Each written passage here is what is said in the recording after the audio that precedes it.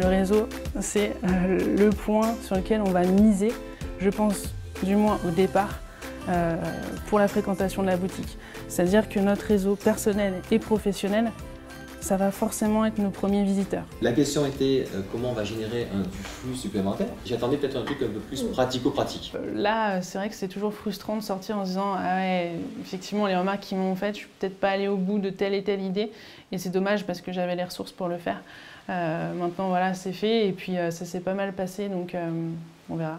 Ça pourrait être aussi intéressant de voir avec lui si est-ce qu'il aimerait pouvoir proposer des produits du comptoir, je sais pas, peut-être un dessert, ou que lui utilise des produits, mettons du chocolat pour faire un dessert, je sais qu'il le fait souvent.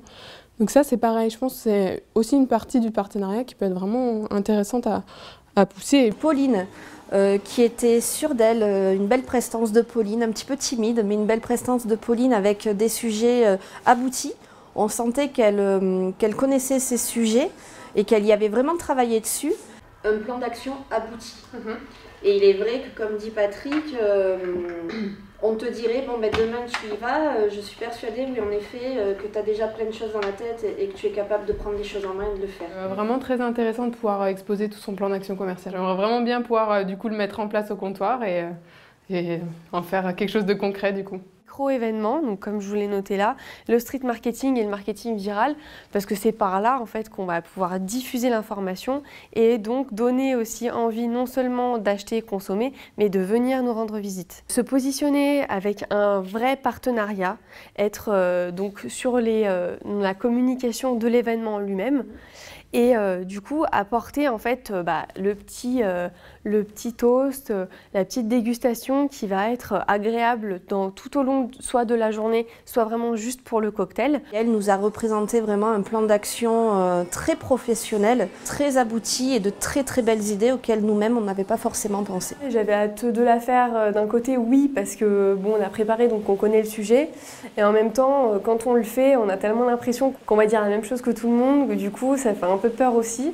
Mais finalement, ça s'est super bien passé. Après, on ne sait pas exactement ce que les autres ont proposé, donc on ne sait pas si c'est vraiment différent ou pas, mais en tout cas, ça s'est super bien passé. Puis c'est un exercice que j'aime bien, donc ça a été vrai. Ça y est, on est de retour au gîte pour la dernière épreuve qui est l'épreuve de management. Cette épreuve va se dérouler sous forme de plusieurs scénettes qui vont être théâtralisées.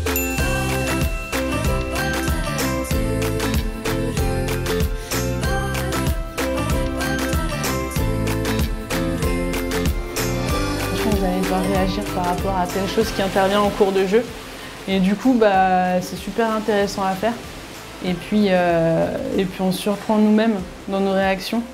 Et surtout, voilà, vous avez bien choisi les situations. Vous avez livré dans 2 heures. Si vous voulez, je me suis engagée auprès d'eux pour leur offrir mes coffrets cadeaux. À quel endroit exactement? À côté.